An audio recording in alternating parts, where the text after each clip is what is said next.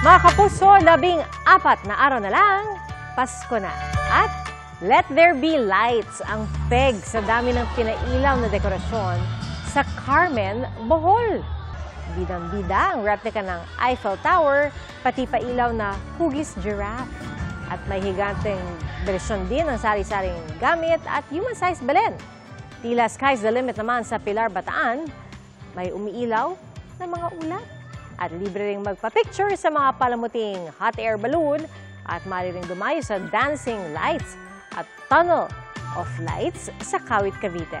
Meron din pong food stall sa Freedom Park at meron ding tiyangge para sa mga naghahabol ng panregalo.